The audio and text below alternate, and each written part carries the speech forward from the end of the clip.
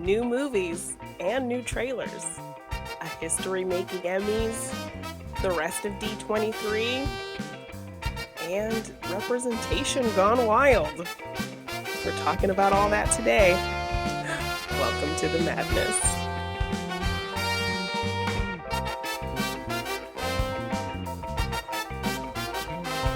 Hello, Morgan, and welcome to another episode of Monday Madness with Morgan and Machine.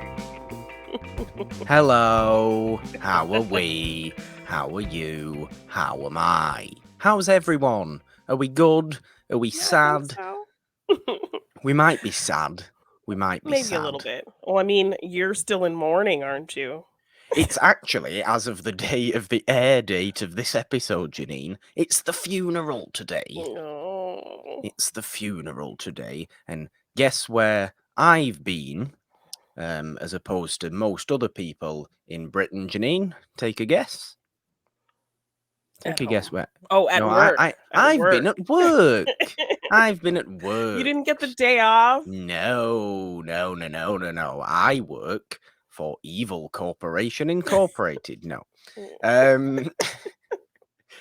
Anyway. It is actually the Queen's funeral today, though, so, people might still be sad. People might still be feeling certain ways. Yes. We spoke about that significant event last week, though, didn't we? So we're not going to focus on that today, because as you say, Jeannine, and also, yes, hello the machine and hello the Morgan and all this business. We have a lot to talk about today because you saw a new movie. I did. That I can't see for another it's ridiculous. 4 weeks or something like that. Ridiculous. This is the thing with September, particularly like late August and September movies. It just seems like, oh, there's all these interesting things that are coming out. Maybe they were from festivals earlier in the year or whatever they may be, but they come out like 6 weeks later, 4 weeks later in Britain than they do in the US, which is just unfortunate. You get things early. Sometimes you get things earlier too, so it's just weird. It is weird, and it makes it weird and kind of annoying, really, because sometimes we would want to talk about movies on this show, but we can't because, not both of us have been able to see certain movies, which is just, it is annoying. It is very annoying. But we have seen all the trailers that have come out this past week, as well as a whole bunch of other crazy stuff. We left all the Marvel stuff from D23 a week because we had to record before it all came out and all this business. Yes.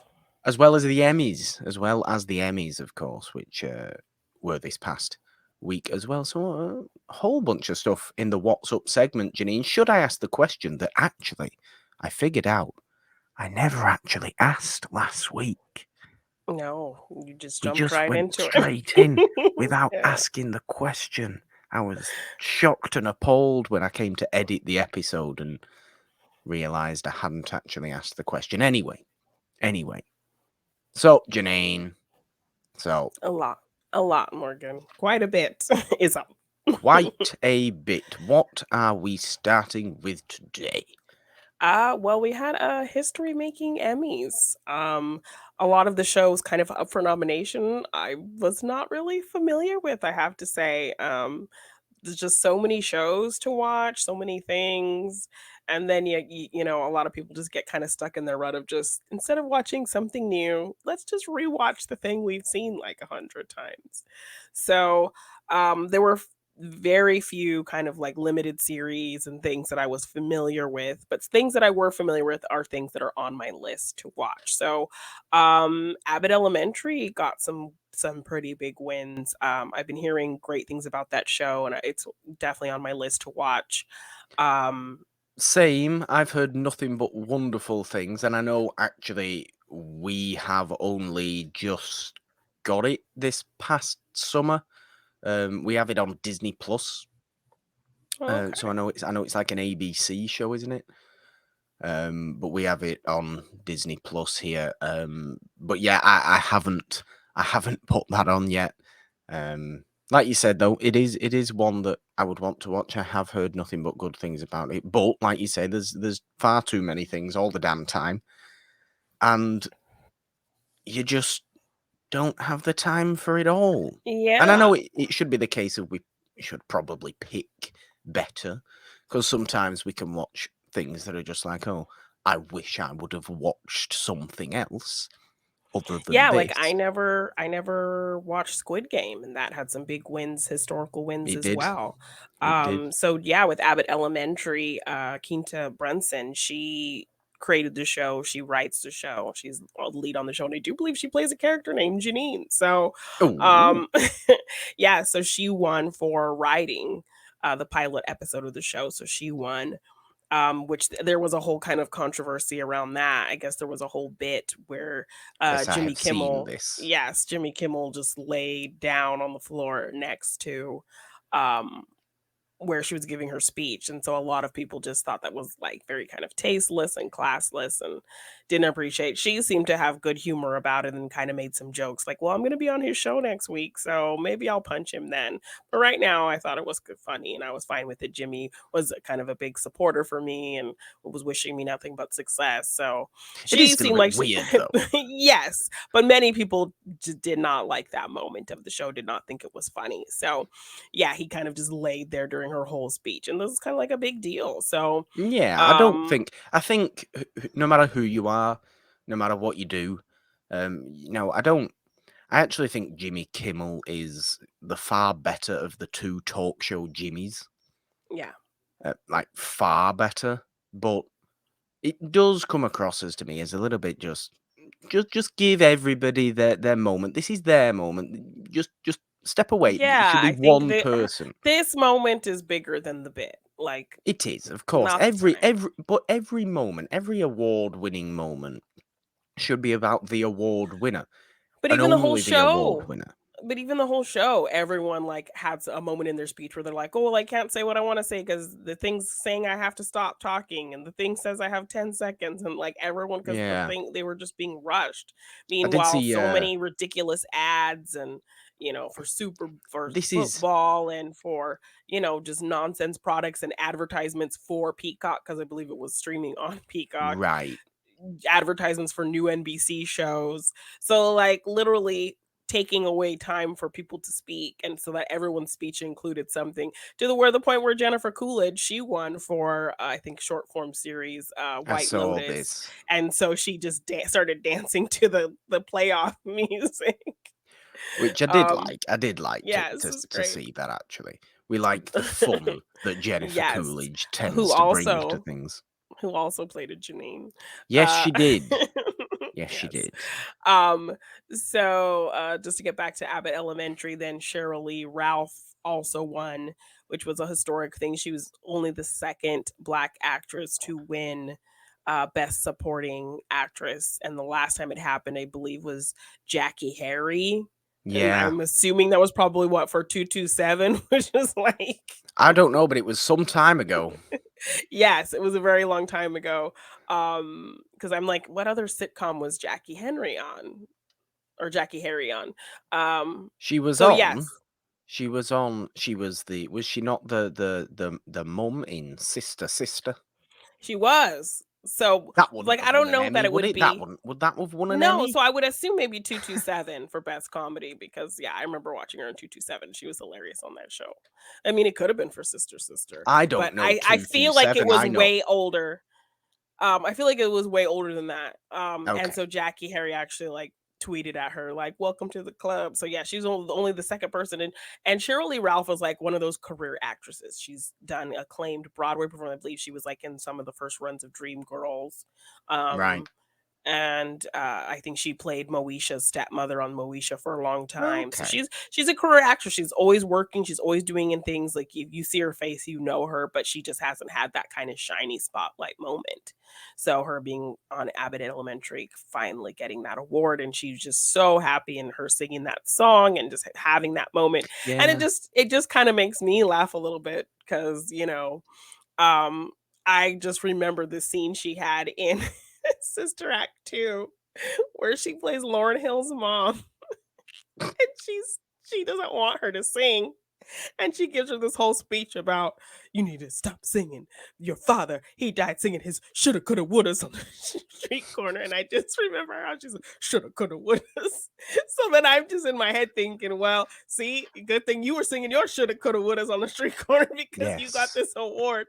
So my brain just went Yes. to like thinking of her character talking about how, don't waste your time dreaming because then you'll die singing your shoulda, coulda, wouldas on the street corner. Well, girl, you were singing your shoulda, coulda, wouldas on the street corner, and you finally got your due. So, I do always um, like how you're able to just pick the most random references yes, for yes, things that you my brain. see. Nobody else's brain went there but mine.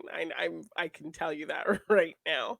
So I thought that was pretty funny. Just literally because that always stands out to me in that movie. How she like he died singing shoulda, coulda, woulda. I don't know. So I'm really happy for her. It was a beautiful speech. She looked gorgeous, and just for her to have that moment. Um, Oh, and yeah. yeah, to be the second black actress to win it in what 30, 40 years, something crazy like that. Um, and then Zendaya won, and she's the youngest to win back-to-back Emmys because she won last year, but like she had to accept her award like in her living room at home because it was like I think COVID, Yes. ceremony, and so she got to win it and go up, and so she's yeah the youngest person to win Also a show I back to back. haven't seen. Euphoria. So yeah, I finally watched it last year. It is pretty ripped up, I know but it's supposed to be incredibly messed up and yes. pretty disturbing. And the character she plays is this teenage drug addict, and she really depicts, like you want to root for her because it's Zendaya, but she really just has some erratic things. She says some hateful things to people because she just is like focused on getting her drugs, and how she uses people, she lies. It's very she gives a great performance on that show, and I think she's on the production side and produces and stuff as well on that show. Okay.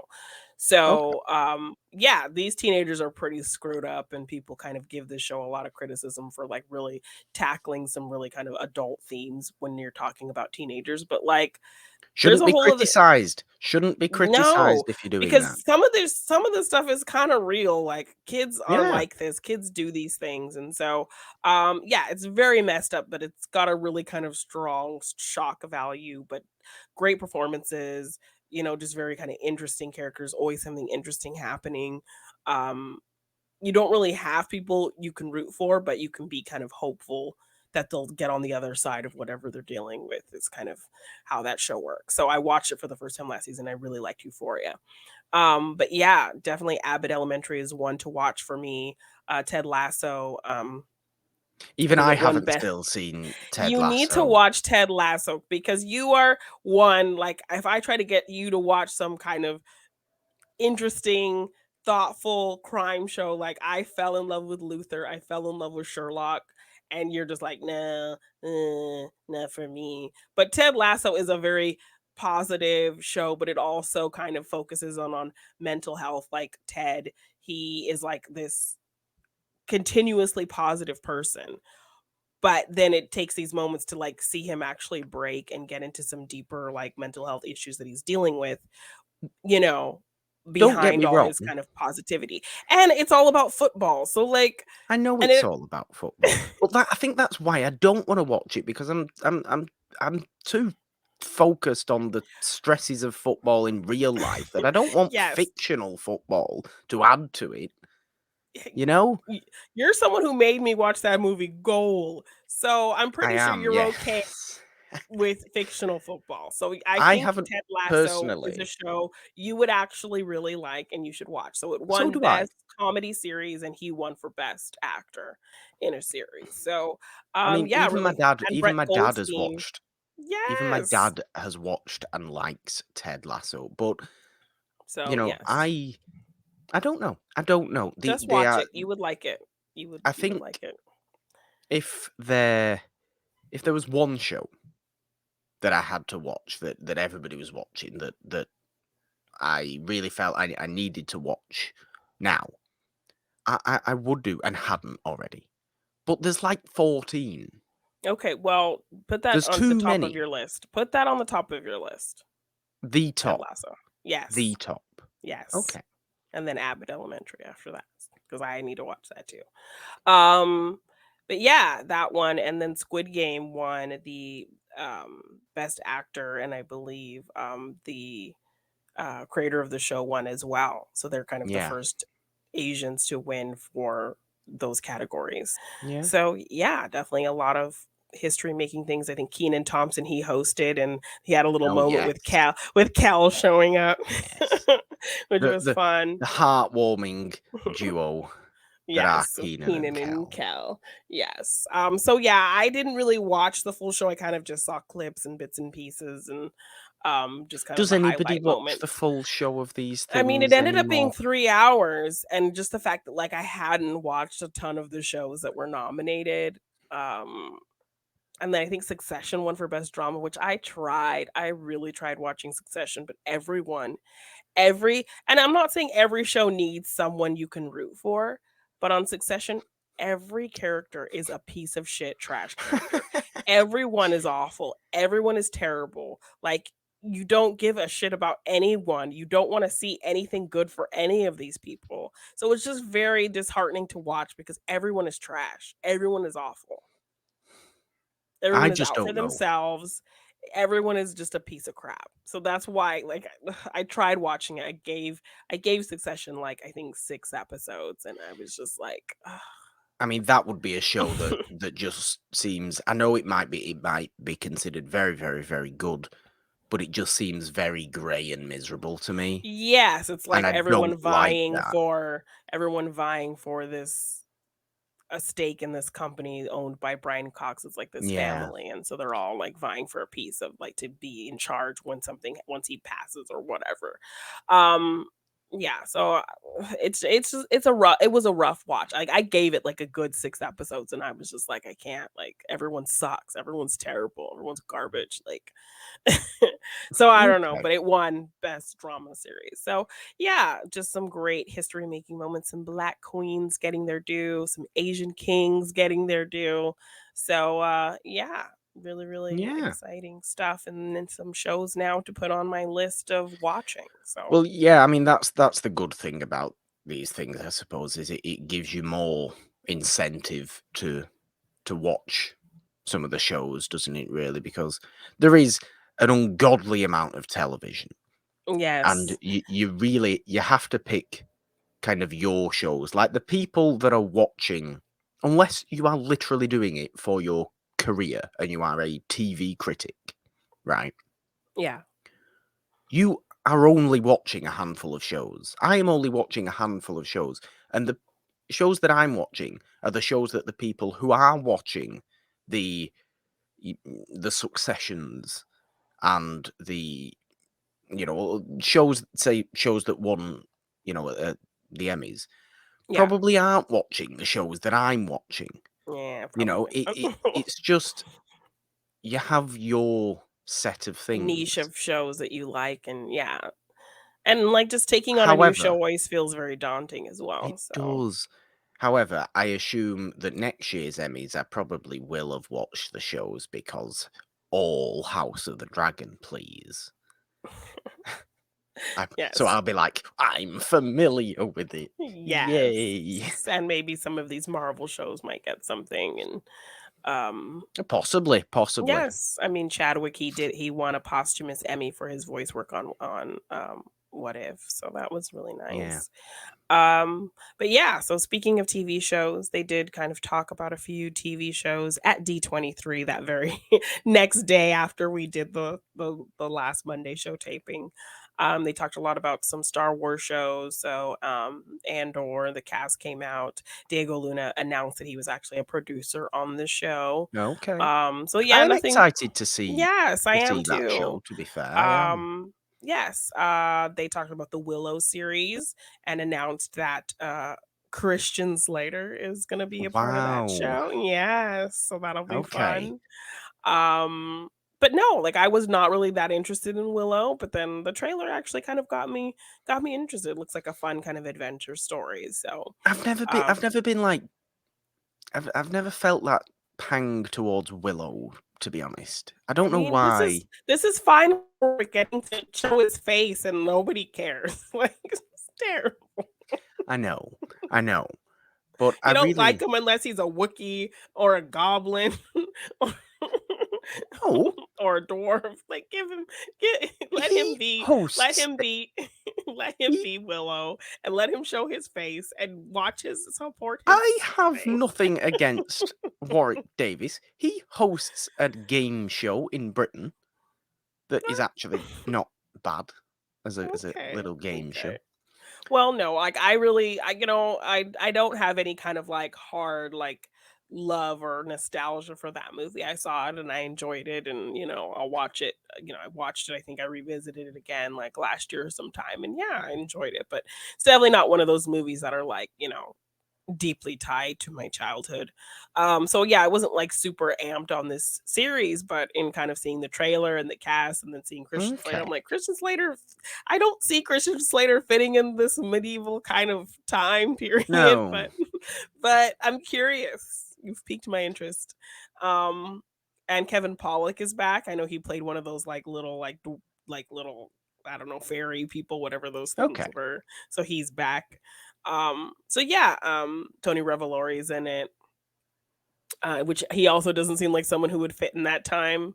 Uh, but Who yeah, knows though? You can make yes, you no, can make anybody, can't the you? trailer looked really interesting, like kind of this ragtag group, coming together to try to fight this thing, and then they need Willow's help, and he needs to Yeah. get back into the fight, whatever. So, yeah, it looked really good, and I'm kind of excited about that. They mentioned um some another Star Wars show with Jude Law. I can't remember what it's called. It's like Oh yeah. not the Uh, Wrecking Crew, but it's like something like that. Something like that. Yeah. Um, I'm aware of what you're talking about. I don't know the actual title of it, yeah, unfortunately. But let's that's see. simply because I don't massively focus on The Star Wars a Skeleton great Crew. deal. The Skeleton Skeleton Crew. Crew. I don't Yes. massively focus on Star Wars a lot Well, anymore, no, to be honest. It's just neither do I. when But when your Mandalorian-esque TV shows pop up, I'll watch them. But other than that, I'm not delving into Star Wars. I'm not. well, no. So they did show a whole trailer for the new season of Mandalorian, which looked really good. A lot of Of course uh it did. yes. So, they kind of recapped him getting kicked out, and now it's kind of him now going on this journey to learn about the Mandalorians and all that kind of stuff. And I he's got see. his little Grogu with him, of course. So Of course he has. um Well, yeah, so that season you looked really good. can't have this. This was everybody's worry, wasn't it? About Yeah. the last season is Luke Skywalker takes Grogu away. How are we going to have the And Mandalorian then without no. Grogu? No, he's come straight back. Yes, in Boba Fett. So, who Oh, in cares Boba about you, Fett. Boba Fett? We're just gonna hijack the last part of your Oh, that's season right. That's exactly and what make it the happened. Mandalorian. Yeah, so that was kind of shitty They for all merge Boba. into one Yeah, so I feel story bad. Like, thing. this is his show, and then his show just turned into the It did. Mandalorian, It really did. so that's kind of shitty for him. But yeah, so they showed a trailer, it looked really, really good. And then in terms of Marvel shows, they kind of just mentioned Daredevil, Born Again, Yeah. um, to Obviously, we've which spoken about that. they haven't started filming it yet, so they had nothing to show, but then Charlie Cox was kinda like, "But we have to show them something." So then they showed a clip from Daredevil's upcoming episode in She-Hulk, and it's a really Ah, kind of fun scene. The 2 of them are on a rooftop overseeing, like, some kind of heist happening in a warehouse, and they're looking through the window, and they're kinda having this fun little banter of, like, what's the difference between a henchman and a goon, and Daredevil's like, a goon is just like uh, mob kind of for hire guy, and yeah. a henchman like believes in the cause. And then he's like saying how That's an he interesting yeah, point. yes, and he's like that he counts exactly how many people are in the building, and she's like, "How do you know that?" And he's like, "I can hear their heartbeats." She's like, "You cannot." And he's like, "I can hear your heartbeat too." And then like you hear her heart beating really fast, and their faces get kind of close, and she like doesn't know what to do, and then Oh, she for like kind of goodness has to sake. yes, and so she kind of has to like shake it off and like get her head in the game, and then he's like, okay, well, I'm gonna go handle this. You stay here. She's like, I'm not staying here. I can help you. And he's like, no, you just stay here. She's like, I'm the one here with superpowers. And he's talking about how he has echolocation. And so they kind of have a fun little banter. And he's like, okay, Don't follow be my lead. don't be So yeah. disrespecting Matt Murdock by telling him he doesn't have superpowers. Yes. So Don't be they have a doing fun that. little banter. So I'm really excited for the upcoming episode with him. Do you know what? This is the great thing about what She-Hulk's doing is that it's seemingly so episodic with the thinnest of through lines, but this makes it Yes. just so easy to It's watch exactly. And and so you're fun. not there's gonna be little nuggets that maybe lead to things later, but it's really just focused on this character and really it's telling you it's a law procedural. So just go with that. People are Yeah. saying it's boring because there's not some big action thing and there's not some big thing that ties into the greater MCU right now. It's because So it's the one that's thing not what that's it's actually supposed to be. it's the one thing that's actually well, not the one thing, as What If did as well, I suppose, but it's one of very, very few things that have actually changed up the MCU structure of telling a story. Yes. Yeah, and it's Which is really why fun. people are all like, "Oh, I don't like it. I don't know what's happening. Who's Yeah. what? Where's where? And how's how?" Doesn't matter. Yeah. Doesn't matter. Enjoy what you're watching. Are you enjoying what you're watching? Is it making you smile? Is it making you entertained? Is it telling a cohesive story in its episode? Yes. What's the Yeah. problem then? You don't need Yes. everything to be the goddamn same. Yes. So, yeah, and this past episode was really fun, like her kind of having to use her dates to like, prove her case and, you know, Yes. um yeah, so this was a really fun episode, but yeah, I'm really excited for the Daredevil one Jamila, because of Jamil. yes. So I'm really excited for this upcoming Daredevil episode that they showed at D23. That looked really fun. And then they talked about the Echo show as well, Oh, which is gonna yes. kind of just go through her history. It's really gonna explain like why she's called Echo and like, it's because it's like the echo of her ancestors kind of speaking to Ah, her um and then we're gonna have so then it shows obviously Kingpin coming back and he has like a patch over his eye. So yes, he will be Pirate returning in Kingpin. No. yes. And then they talked That about would be yeah. hilarious. Can I just say how hilarious that would be? The crossover that we all want, not that it can happen because of other situations, a crossover of No, please don't even Kingpin with Pirates of the no, Caribbean. no, no, no. Yeah, Put him I don't in the think so. ride. Put him in the Yeah, ride with an no, eye patch no, on. I don't think that would work at Yes. all. Um, Yes, this is what I want. You know that of big course you do. waterfall like thing that has No, that no, holograph on? no, it's Put fine. it No, as Kingpin. no, Yes. yeah, no, definitely a lot of timeline inaccuracies with Don't that, but care. but anyway, um, then they showed a little bit of a trailer for the Ironheart show, which I'm really excited about. So Yes. basically, Anthony Ramos, he's gonna play the Hood, which is gonna be a magical villain. So it's gonna be kind of science and tech versus magic. Okay. That's kind of going to be the dynamic of our hero and our villain. So yeah, it's basically kind of her story that she was at MIT and she decided like she wanted to make a better suit than Tony Stark and um so yeah. Because Tony Stark died. Yeah, so she His so suit yeah. wasn't good enough. He died. I'll never die. Is Oh my that gosh. her No, that's goal? definitely not her. No, I that's don't not know her goal. anything. I don't know anything. I'm sorry. Well, like comic book Riri Williams, she was always like super smart and everything and her stepfather who like basically raised her and her best friend end up getting killed in a drive-by shooting. So then that's what makes No. her kind of want to stop crime and save the day Okay. and do all that. So then she, she's I think she's like 15, but she's like a genius. So that's why she's like that Yeah. young and going to MIT. And she builds like, a Mach 1, like, kind of Oh, bunch of I see. scraps type of suit.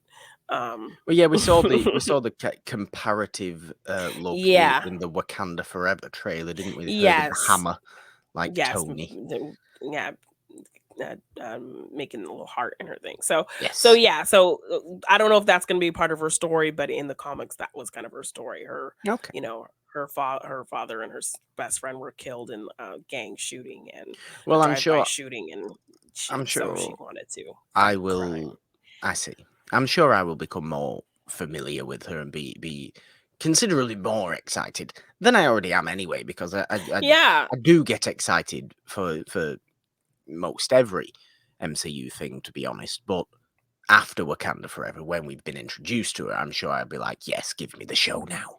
yes. So those were kind of all the show things they showed, but they before they got into the Ironheart, they actually talked about they showed a clip from Black Panther Wakanda Oh, Forever. So it looked really good. So in that kind of clip, it starts with Ramonda and she's at the UN and she has, Richard Schiff, who's always a villain and everything. He's always the worst and everything. Um, he's like the US representative and then a French representative are kind of just giving her shit about vibranium and them hiding it and all of this stuff and that they need to share their resources and blah blah blah. And she's like, the reason we've kept our stuff secret is not because of what we're capable of doing with it, is because we're, worried about what you fools are gonna do with it. So she yes. basically calls them out. And she's like, "You guys, have your whispers. You're over here being very civil and polite, but I know what kinds of conversations you have in your hallways and all of these things." And then it cuts to a Wakandan lab and everyone's working, and then a bunch of mercenaries break in, and I'm pretty sure they're speaking French. So the French lady Ah, coming at her is real rich, considering her mercenaries are breaking into this Wakandan lab. I'm pretty sure they're speaking French. And are you telling me that the villain of Wakanda Forever is not maybe Namor or whatever it's supposed, or no, whatever no, no. Namor's supposed to be doing? It's actually the French. No, That's if this is hilarious to me. no, no, this is just the setup. Let me finish the I would scene. like Okay, I would let me like to finish think setting that the the scene. villain So then is the they French. ask who can open this safe. And so one of the lab workers points to someone with the scarf over their head. And so they go and they open the safe. And as the safe opens, the Dora Milaje walk out of the Now, safe and yes. beat up all the mercenaries. And as Ramonda's saying this very eloquent speech about, I hear your whispers about, you're very civil here in front of everybody, but in your hallways, you whisper these secret things. And then here come the Dora Milaje with all the beaten up mercenaries, brings them into the UN hall, like, gotcha. Which was really cool. And then we get some Okay. cut little action scenes. We see M'Baku like trying to fight Namor. Namor just like brushing the hit off like nothing. So he's got some kind of like extra strength kind of powers. Well, he'd be very And powerful, won't he? Though he's the biggest. He's the biggest obvious mutant we have yes, so currently, far. isn't he? Really? So yes. Not well. No, I suppose No, you can go back to Wanda and all this business, who's technically a and mutant, but and Kamala, like and they Kamala Khan, yes, now yes. being So they officially a yes. mutant, but you will, But since he's they've said to been be able kind of to the actually first use established. mutants. Yes. So it looks like, yeah, M'Baku tries to fight him and, just brushes off like nothing. And then I think it ends up Still closing an with Aquaman ripoff, though. some Black Panther feet jumping down and you don't see who it is. And then Of that's the course, we clip. don't see who it is. Yes. So We're so not gonna that's the see who clip it they show. is. So I'm really half excited. tempted. I am half tempted to suggest that we, during the movie, will not see who it is. No. Do you think we'll just get just someone in the suit, and it'll just be the suit running around, and we never actually And we see never know who who's it in is? it. No, we're gonna see, but I think they're gonna like bite it, and we'll see somebody fighting, and they won't reveal until like the end or, the last act or something like that. I know. I mean, if it was Angela Bassett, I would die. No, you But would though, wouldn't you? You would die if it was Angela wouldn't Bassett. that be epic? That'd be so cool. But yeah, so that was a really cool scene that they showed. Then we got the Thunderbolts. I'm a little bit uh confused as to the old Thunderbolts, Janine, I'll be honest with you. For one, I was Obviously, for obvious reasons, there's no Thunderbolt in the I know. Thunderbolts because No. He's William passed Hurt away.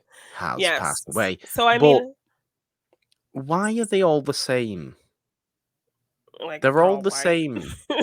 No, they're all the same person. Like, they're all the same idea.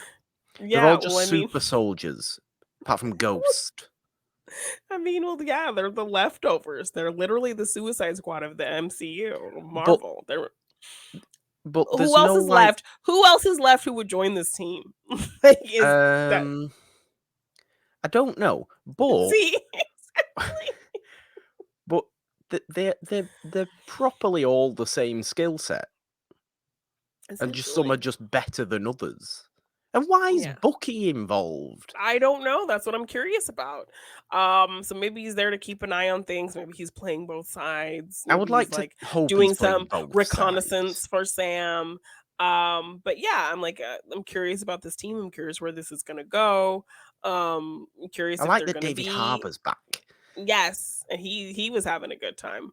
Um, and then His we ridiculous got Russian accent that he was using. We got the new Captain America New World Order, which was Yes. announced that Tim Blake Nelson from Yeah, The this was Incredible weird. Hulk would be returning after a 14-year gap Madness, absolute as the insanity. leader. So I'm kind of glad that like the Incredible Hulk movie is getting some recognition, It getting some is, acknowledgement. it We have really is. Blonsky and because I always think of that like class photo and like William Hurt in kind of like the behind the scenes. He's just kind of sitting there, like the rest of his people are nowhere to be seen. No Ed Norton, no Liv Tyler, like All you we're know, waiting for is Liv Tyler to come back. yes, and then it would be kind of a full circle thing. But yeah, so I'm glad they're kind of acknowledging that and they're just not like, bastardizing this poor little movie because I really like The Incredible Hulk. They did a So do lot I. of smart things. So, yeah, those were kind of the biggest things. They showed Indiana Jones. They showed a whole lot of trailer for that. Now, I unfortunately, I'm not interested in a 50 Indiana Jones movie. I'm just not. I love Indiana Jones. I really do. no, I'm not even like a huge Indiana Jones like person like that. Like I think the movies are great, they're really fun, but again, it's kind of like Willow, something that I enjoy, but not something that was like completely wrapped up in my childhood. Um, but and obviously the fourth one was awful and people just want to act like it didn't happen. But John Rhys Davies is back. Phoebe Waller-Bridge looks really fun in it. Like John there's a Rhys fun Davies must be so old. well, he's there with his little fez on in the little Wow. trailer clip they showed. Yes, Phoebe Waller-Bridge looks really like they have a really good dynamic and lots of fun action scenes. Looks like there's some like de aging flashbacks that happen, kind of flashing back to other adventures that maybe we didn't see. So yeah, I mean, I was hyped for this trailer. Like I saw this trailer and I was really excited about it. And Okay. then just to see crotchety, grouchy ass Harrison Ford actually get emotional talking about this movie. Yeah. Like he welled up, he was tearing up, he like got very verklempt. Like he could not speak, like he had to stop it because he was like, and he was talking about the movie's all about heart and just seeing the way that because you don't see this man. The only thing I've ever seen him get excited about in terms of his iconic characters is this character. He's always talked about how much he's loved playing Indiana Jones. Yeah. So that even just kind of Way more so than Han Solo. yes, I mean, he wanted that fool to die, and when he had him come back again, he was like, "Ah," you know. Um, so yeah, just to see him get emotional got me really excited for this movie because he's talking about how much heart it is and like how this movie's so great, and he's really Oh, excited about it. And um, don't get yeah, me wrong, I'll go and see the movie and probably really enjoy it. It's one of those situations and it's directed where, by James Mangold, so well, yeah, yeah, it's yes, just one of those situations where I'm just thinking, it feels a little bit like we're just unnecessarily bringing old characters back. But like you said, if Harrison's heart is so in it, like it clearly is, yeah. we should be excited. We should be justifiably excited about that. It's Yes, true. and then I think the last thing I can think of that is that's something you might enjoy is Halloween special directed by Michael Giacchino, Wolf by Yeah, this was Night. weird. Yeah. This is exciting a little bit, Yes, like isn't it? this famous composer, like doing some directing, and it's like a fun I little mean, that Halloween. that's the least exciting bit about it. Michael Giacchino needs to calm down. He's doing absolutely damn everything. I'm Everything, sick of seeing yes. his name on everything related to Disney. I really am. Oh, He- he- yes. Unfortunately, I can only think of one notable score from Michael Giacchino, and it's the obvious Avengers theme. Well, I mean, there's Up. Up is a very memorable one as well. But yes, I don't mind Michael Giacchino. I think Michael Giacchino does great work and scores his movies great, but he's not. He is not one of my favorite movie composers. well, that's good then because he's directing this. So, He is um, directing this. He is, yeah. and I'm excited to see it. It Yeah, it looks looks fun. bizarre. It's like black and white. It's like this everyone's trapped in this house and they have to figure out who the werewolf is. Kind of fun little Halloween special. So that looks like a lot of fun. Is it not So supposed to be yeah, like half connected to Moon Knight or something to do with Moon Knight? not that I know of, Is it? Is but it? No. But is it nothing like? Maybe there's something in comic book situation where like Moon Knight and mm, Werewolf by Night are a little bit of a yeah, together no. thing. I don't know. I don't know. I just kind of saw something vaguely somewhere. Yes. And then they closed the whole panel with Avatar. They showed us a bunch of clips. Gave us some 3D glasses and showed us a bunch of clips that just kept going on and on. And like the first clip, which was like a whole water scene, actually looked really good. And then after that, it just looked like a video game cutscene, kind Can I of. ask a question? Yes. Do I really have to watch that movie? Do I? Do I? No. Do I really have to watch I Avatar mean, 2? the story looks kind of interesting. I mean, it appears that Sigourney Weaver's character somehow created some avatar like child. I thought Sigourney Weaver.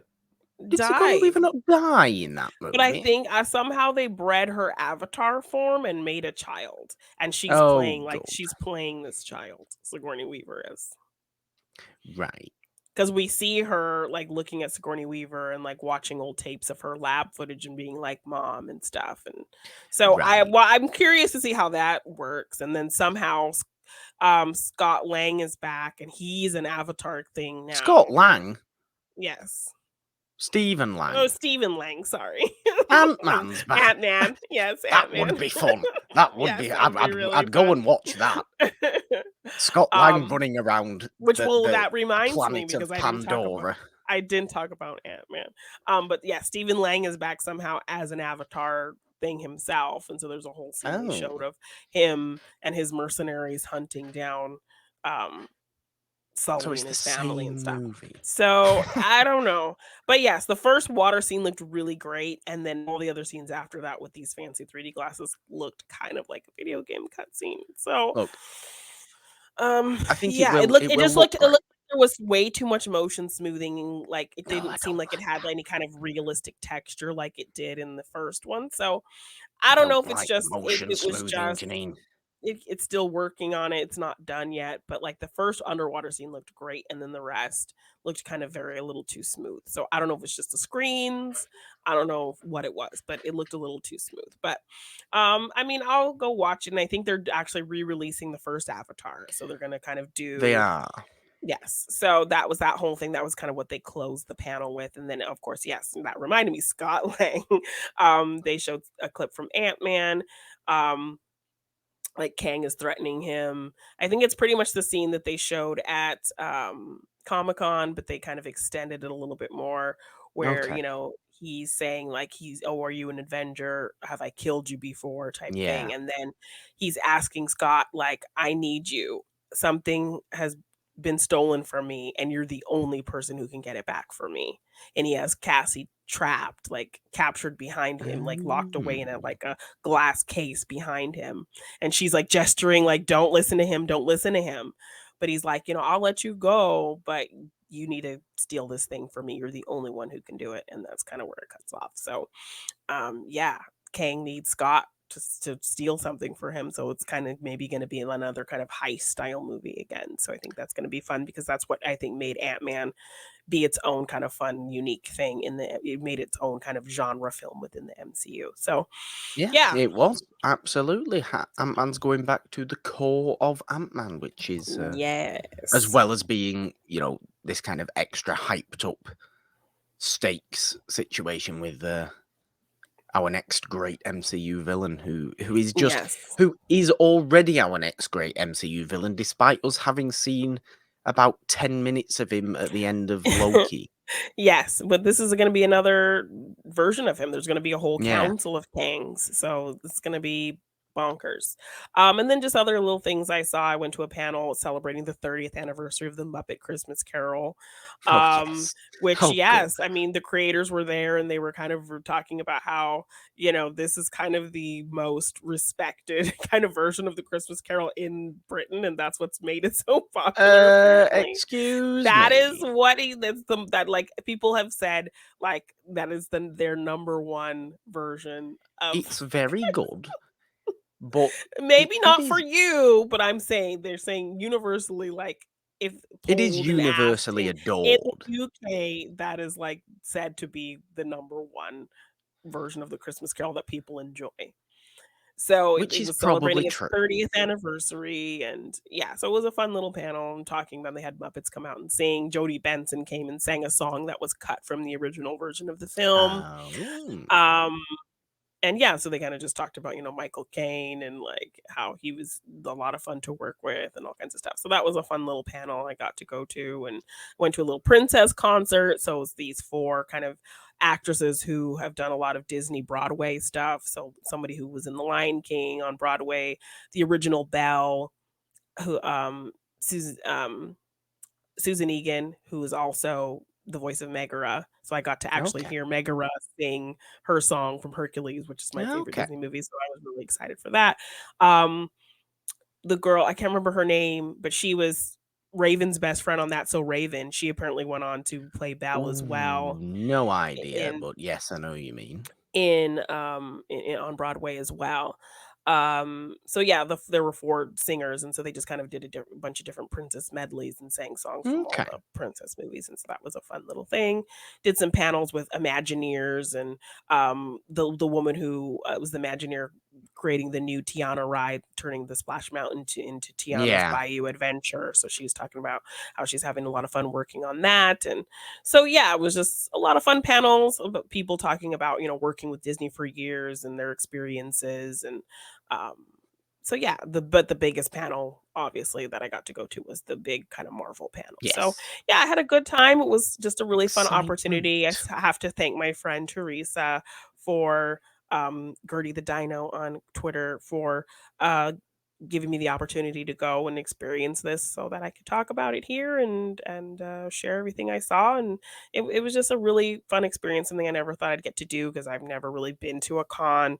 So I went to LA Comic Con, but even then I didn't have passes to go to any panels except the Schmodown panel. So which is where I met Brandon Hanna. So um yeah, so I never really had gone to a convention like that and sat in panels, and so it was a really, really amazing experience. I'm glad I got to do it, and it was a lot of fun.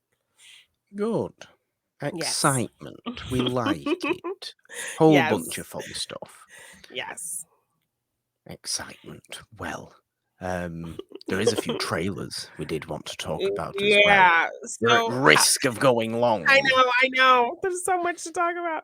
There is so I much. told There you is there was a far lot. too That's much. all. There was a lot that's up. But yeah, like I don't know that Halloween Ends is gonna release any more trailers at this point. It seems like they're just gonna do TV spots, but all the TV Yeah. spots are just really annoying and confusing because it looks like it's leaning into the oh, it's just you and me, Michael, like Lori and Michael face off. But yet the first 2 movies took great detail in establishing that Michael really does not give 2 shits about Lori like that. Like, there's no faded relationship. It's just in her mind, she's projecting this faded relationship between the 2 of them. And it was strongly established in Kills that he doesn't really care about her at all. He's just It kill was. a mindless killer. And so the fact that they're now playing up this big rivalry thing at the end is like kind of If weird. we're being honest, if we're being honest, Halloween, the Halloween movies, these 3 newer Halloween movies have got increasingly more strange as time Yes. has gone on. They're, like, And breaking their own rules. They set up interesting things and then just like, "No, we're gonna do something else that doesn't make however, any damn sense at all," however, I do think we have to remember that ultimately they probably don't care and they're just interested in making and bizarre just having some crazy slasher kills. movies. But see, and then they're releasing a lot of behind the scenes footage that's giving kind of some things away, like I wanna say that there's something that's gonna be happening where there's a Michael imposter who's kind of running around because Oh obviously god. we have this time jump, so everything seems peaceful and quiet, I'm thinking is kind of what the plan is, and then Jamie Lee Curtis does this whole kind of interview where she's talking about the opening of the movie is just insane and crazy, and, this kid is babysitting, which I think it even says in the synopsis if you look it up, this guy is babysitting, and when the kid gets killed, it's blamed on him, so then he's on the run, and then that's kind of what kicks things off. And then you see a lot of scenes. There's some stills and pictures of a Michael Myers with all his fingers, so you know it's not the real Oh, one because that one she blew off 2 of his fingers. yes. So I think they don't say that, but because of these picture things and then kind of how Jamie Lee kind of worded some of the things that she was talking about, I think there's going to be some kind of Michael imposter, and then the real Michael actually shows up, and there's going to be some big kind of kerfuffle of confusion. So I mean that I sounds kind of hope to interesting, God but I don't know. Like I hope to if God that nothing it just else, give me goes. some cool kills Yeah, and and it I'll be will. happy. And Yeah. this is the thing, that's what it will do, and that's what will make people happy. Yes. Sense may not be made, and I don't think Yes. sense will much be made, but it will entertain you as a slasher movie. It will virtually guarantee to entertain you as a slasher movie. And I know we spoke about Halloween Ends before on the show. You know, I am I'm looking forward to seeing it. I'm Of course I'm curious, looking forward to and seeing I'm it because I probably love gonna that. watch it at home, so I'm glad it's dropping the streaming/theater option. I see. I So, I mean, I if like I the do Halloween enjoy it at movies. home, then I'll probably go and then watch it at the theater, but, Yeah.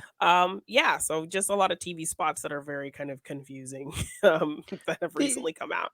Um, I just don't think I'm not to say that it's not to say that it isn't weird and it isn't strange and it shouldn't, bother me, but I just don't think I'm that bothered by the kind of strangeness that's going on. it's just very I think I've intriguing. gotten over I have gotten Yeah. over the weirdness of the end of Halloween Kills now, where I'm just like, "You know what? That was absolutely just what on earth Weird. happened?" What the But hell? it's Yeah. what happened, so we Yeah. might as well go all out kinda nonsense with it. Yes, to close it out, yeah. So, I mean, I kind of am right there with you a little bit, but also I'm just like, "What the" like, you guys were setting up some really cool things, like, what are you what are They you were. doing? Like, It's not it's that just far off, weird, though. it's just weird.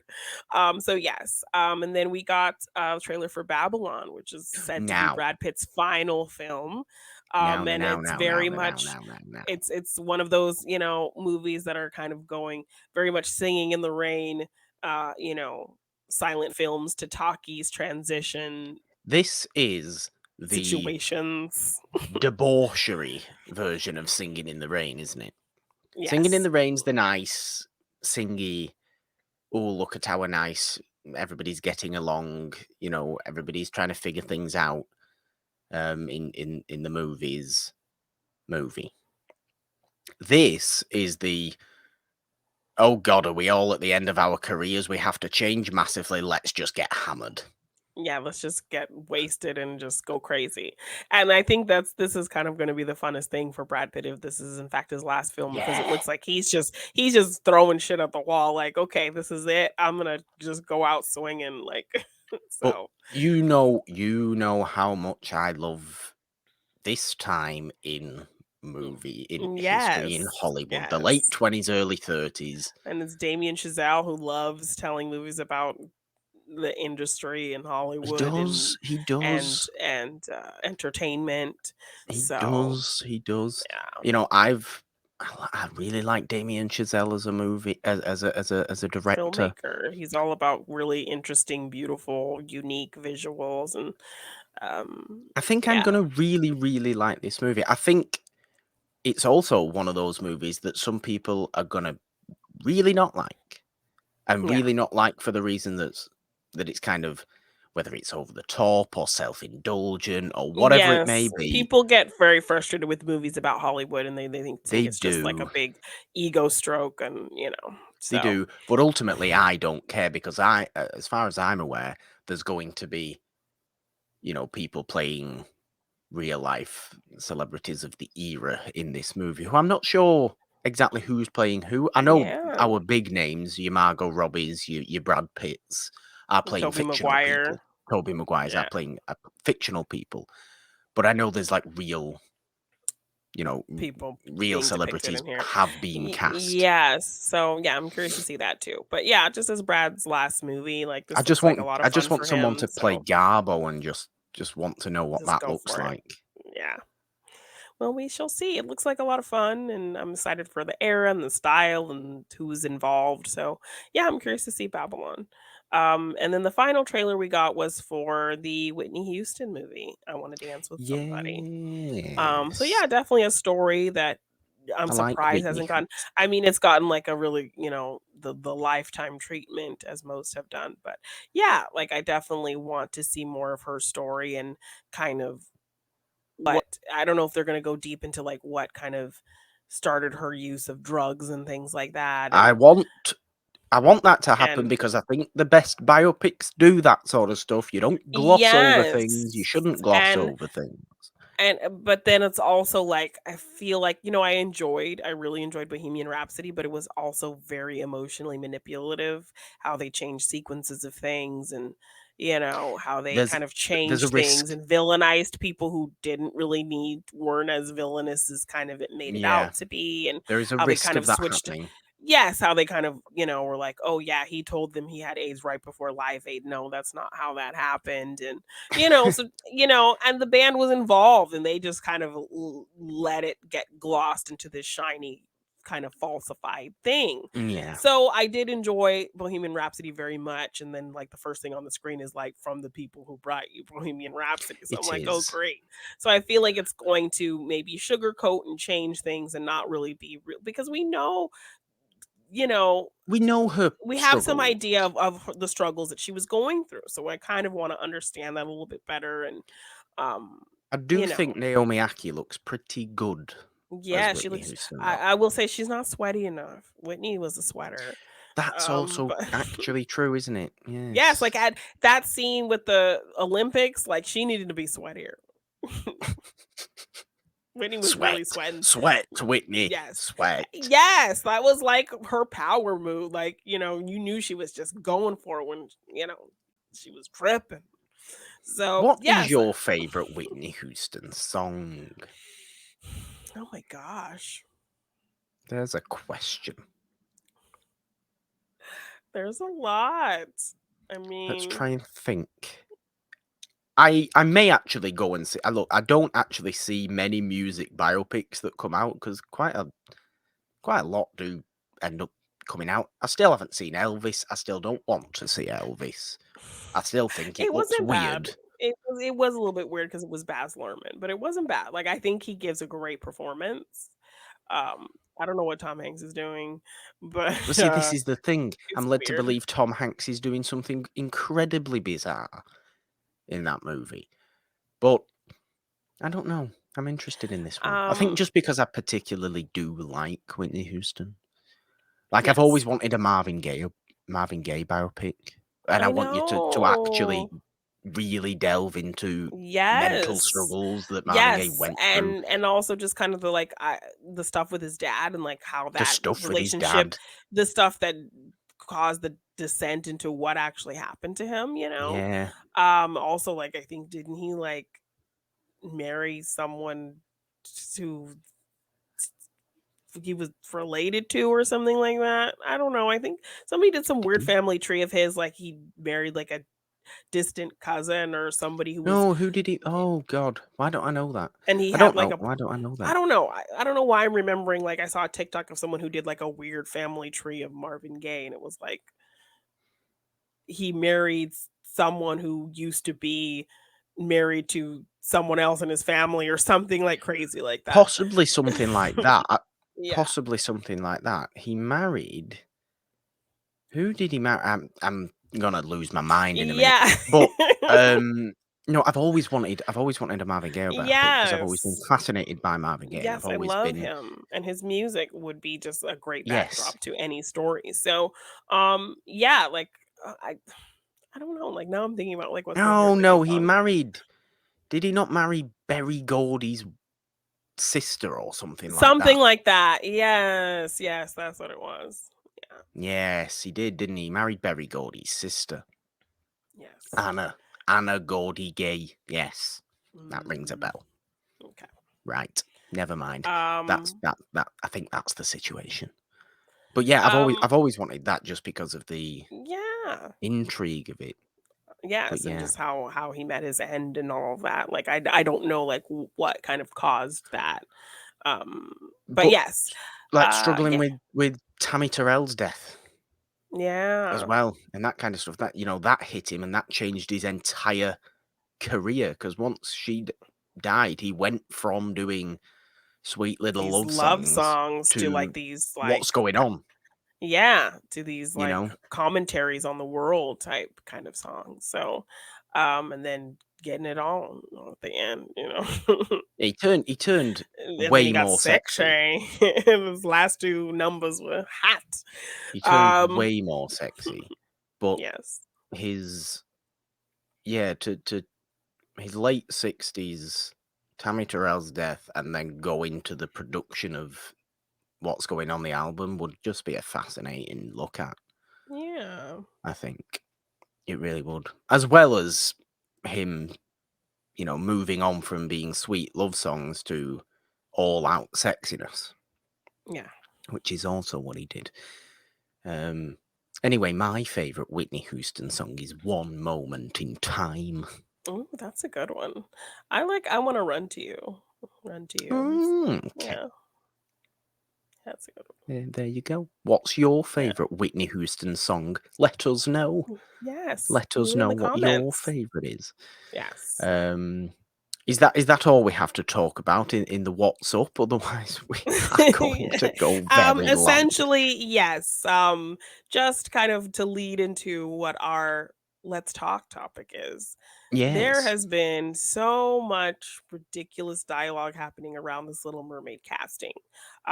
Middle-aged grown-ass men are acting like the Little Mermaid cartoon from 1989 has been sacred to them, the way that they're arguing the points about why this casting is wrong. Um, I saw something. I saw something where somebody was trying to scientifically prove that mermaids yes. aren't black. So, What these are is the that about? you're getting arguments about mermaids not being scientifically black because they're in the depths of the ocean and they don't get sunlight. You're What? getting that you're stealing Caucasian ginger representation. We're getting that black people aren't in Denmark. The story is from Denmark and Black people aren't Scandinavian, in Denmark. and this is an inherently Scandinavian story.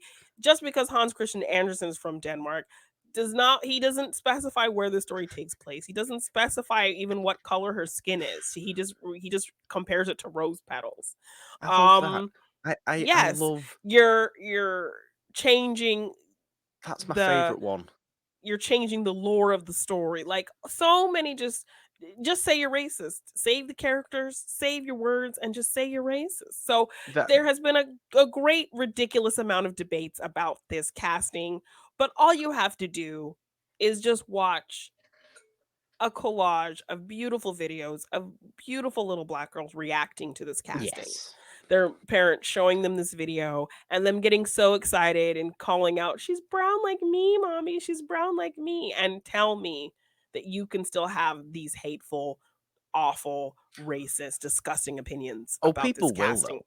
People will though, because Yes. people are horrible, So, Janine. But my favourite one, and I wasn't even aware that people were saying this, was they're not black in Denmark. What does that Yeah, matter? yes, this What? story What? is But yes, also, there this is an are black inherently people in story from Denmark. Denmark, and how dare you? Like, there are black people in Denmark. There are black people in Denmark.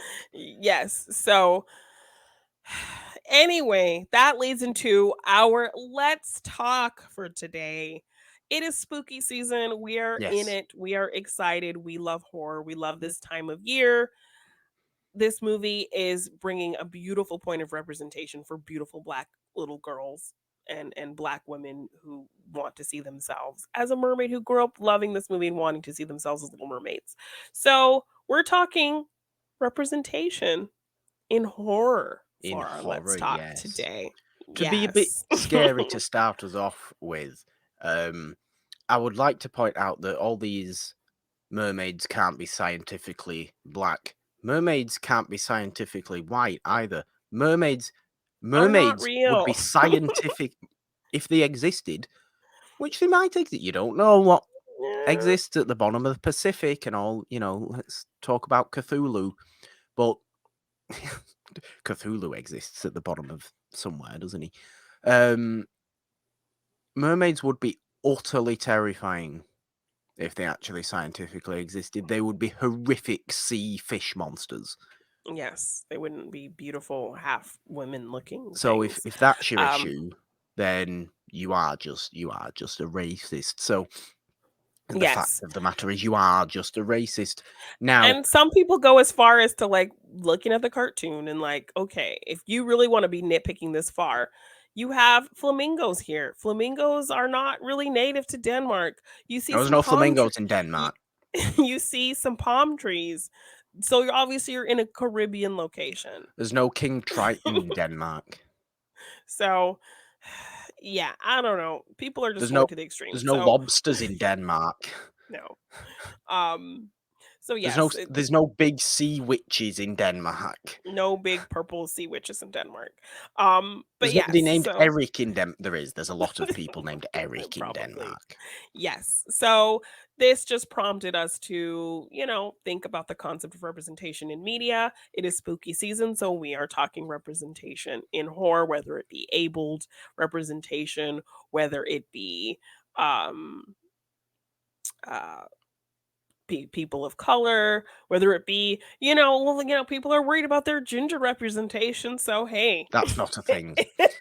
Um, but yes, all um kinds of all all kinds of kinds of representation in horror representation. films. So we're talking films or characters or just people contributors to representation in the field of horror today. Yes, and you would have to say positive. We would like to focus on Yes. positive representation of such people. My sign today says "Be my victim," which is my favorite quote from one of my favorite black horror movies, Candyman. Yes. Which is just a wonderful movie because Candyman, Jeannine, embodies. He embodies inner city black pain, doesn't he? Yeah. That's what Candyman embodies. Be my victim. I love Candyman. Candyman's great, and Tony Todd is obviously an He's enormous amazing. Yeah. figurehead in terms of, as you say, black representation in horror. That's arguably nobody that's left as much of a extensive impact as Yes.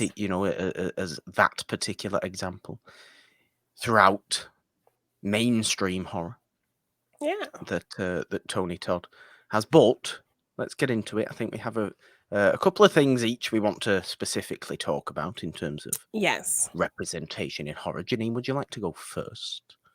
Yes. So there were two films that I was kind of debating in between, that have people who, uh are dealing with um disabilities in terms of, uh blindness and how that works in Yeah. horror, and deafness. So I couldn't decide between Wait Till Dark or Hush, because those Wait are two. Until Dark. Yes. Yes. I mean, Yeah.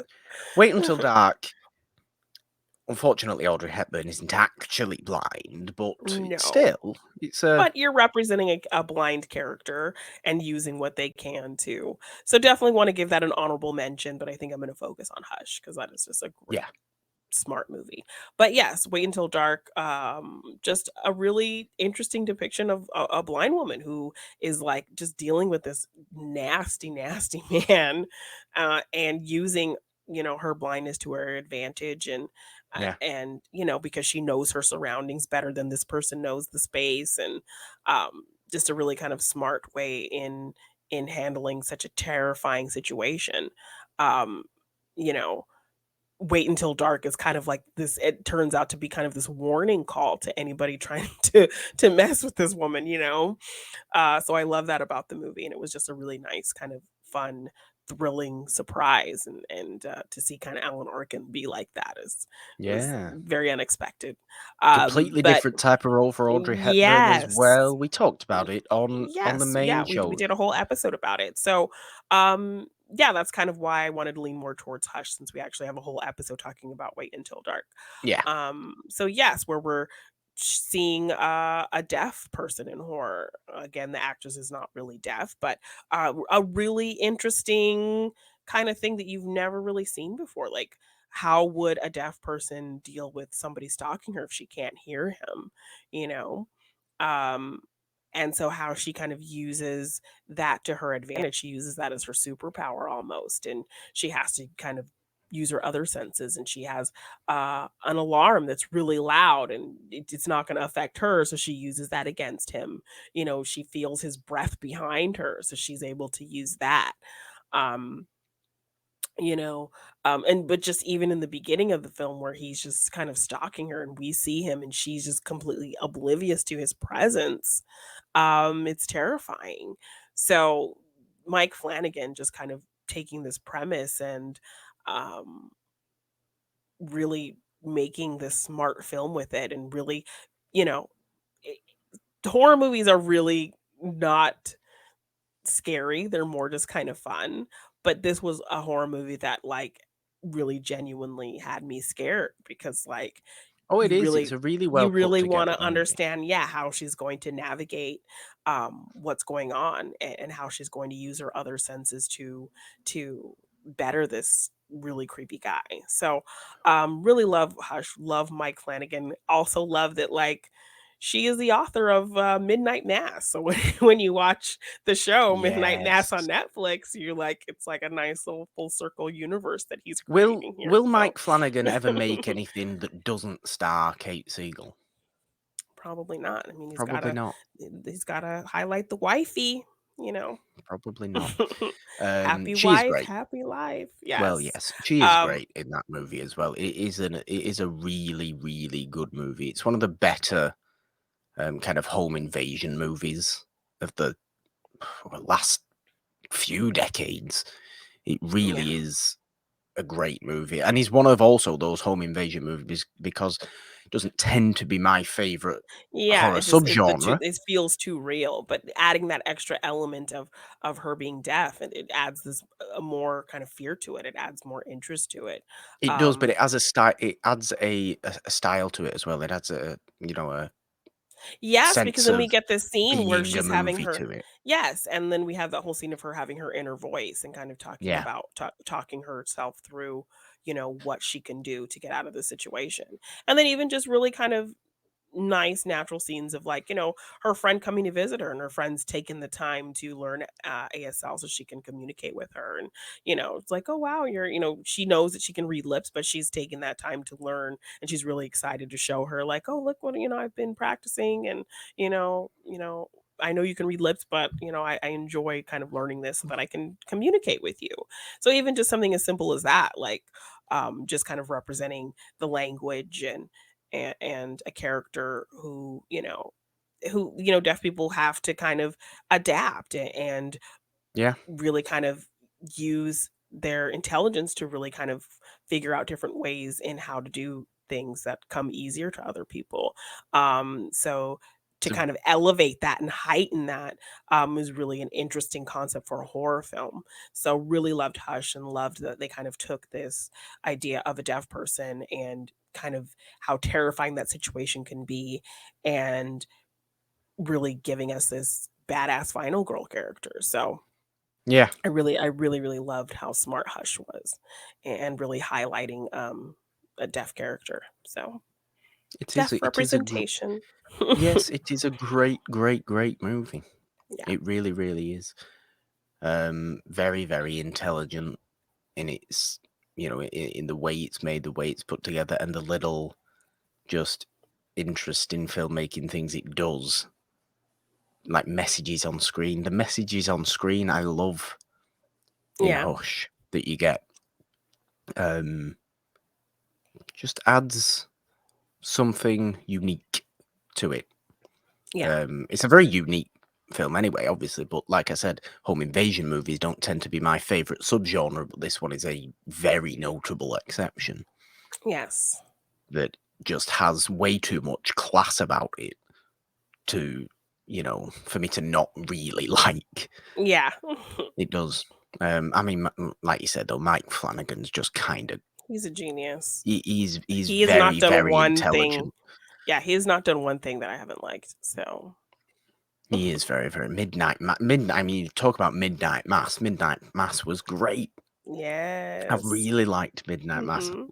The lowest of low key vampire stories ever. Yes. Yeah. It's great. But yes. Anyway, let's take it all the way back, Ginny. Okay. Let's As take it all as the way you back, do. As as you I like do. to do. Yes. We're in 1932. We're in pre-code time. Do Mhm. anything that you want in pre-code time. Yes. So what does Todd Browning, the director of Dracula, decide to do for his next movie after Dracula? Is he makes Freaks. Oh, I've heard about this movie. If you've never seen I Freaks, haven't, but I have heard about it. you are doing yourself a disservice. I really think everybody should watch Freaks. I think it is the absolute most seminal pre-code horror movie. It is the most pre-code of pre-code horror movies. It stars a vast array of famous circus sideshow performers, real life, what was considered at the time freaks, Yeah. who literally worked in real life freak shows. And even just to call it that as kind of like a way to take back the name a little bit, Yeah, take back it this is. negative term, you Yes, know? you get that sense from it. You get the reclamation of Yeah. that, offensive term from this movie because it's a deeply sympathetic movie. Yeah. It's barely a horror movie. It's barely a horror movie. The horror of it is more in the way that our villainous characters act towards the sideshow performers because it's set in a circus. It's a snappy movie. It's really short. Yeah. It's about 80 minutes, if that, as a movie. But there's so many scenes that just allow you to spend time with each of these performers. I mean, there's people in here there's I think there's conjoined twins. There's people in here that are just a torso, a head and a torso. Oh There's goodness. there's just unbelievable displays of human behavior from Yeah. these incredibly disadvantaged people, physically disadvantaged people. Well, like the one guy, and I know it's pre-code, it is not what you would consider politically correct. I mean, it does refer to people as like, I think one guy is literally referred to as like the caterpillar man or something like that. But it's Yeah. literally, he's just a head and a torso. This guy lights a cigarette and smokes a cigarette. How does he do that? He's not got Oh my any arms gosh. or legs, Yeah. Yeah. but he does it. It's insane Yeah. to look at, but it's just you're impressed by the will of the people to kind of be a community together that they are in this movie, and that's the Aw. story of this movie. It's them Yeah.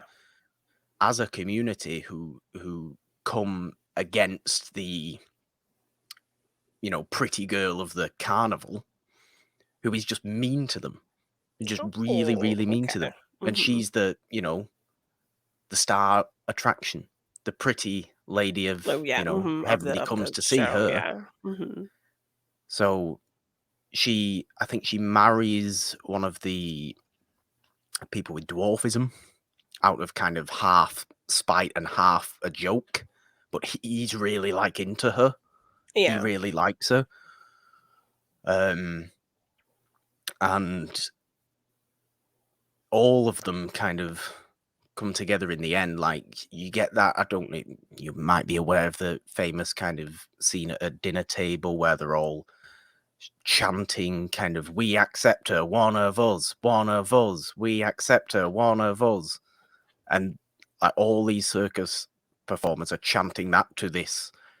It's kind of their wedding Yeah. No, dinner I think almost. I've seen that scene, yeah. And but you're really kind of, you really feel for them. I mean, it really, really makes you feel for them. And obviously, to make this movie at that time when these people were just cast aside in real life, Yeah. you bring them to the And to kind forefront. of highlight that, yeah. You make them the sympathetic heroes of your And movie. yeah, and There's show the some side of terrifying them. scenes in there Yeah. when they all kind of come together and they're kind of crawling around with knives in their mouths Oh and my things like that. gosh, It's yeah. really kind of like, oh God, it's like a horde of people who are coming after them. But you Yeah. realize that actually they're going after the villain of the movie, because the villain of the movie is our pretty girl, who in the end they turn into a half woman, half chicken. What? And you literally see her as a half woman, half chicken. They say, "You're a freak now," basically, to her. So live the rest of your life as a freak and have people throw Like us. things at you. Yes. Good luck with that. Oh They my literally gosh. turn her into a half woman, half chicken. It's the craziest movie, but it's I mean, light years ahead of its I time. can't even imagine, and in the 30s too. That's crazy. The perfect pre-code horror movie. Yeah. The most pre-code of Yeah, no, pre-code horror I've movies. heard a lot about this movie, but I've never seen it. Killed Todd Browning's career. Absolutely killed Mm, Todd yeah, Browning's 'cause career. Nobody, he could would not touch him make after this. movies Yeah. after it. Aw. I think he might have made one movie after it that just failed. Yeah. Um, but to make this movie, to put your name all over this movie, to have the attitude that this movie does have Yes, that it's important to in show this side of 1932. these people that no one ever sees. Everyone just kind of makes these assumptions about these people, and, Yeah, they're people, and I'm gonna and show them as that is people. exactly the attitude of this movie. Is these Yeah. are arguably more respectable people than you or I, Then because look at yes. all the problems Look at they these people who suffer, are and look at what they can perfect still do. looking, and they're the real monsters here, you know? Yeah, I like that. that's Yeah. the entire attitude Mhm. of Freaks. But it does have a few a few scary moments, but it is more of a sympathy tale. Okay. It is more of a almost impressive kind of display of humanity from all these circus performers. And like you said, Okay. there's such a vast array of different types of individuals in this as well. You get the people. I apologize, but I cannot remember the correct name to use for these people.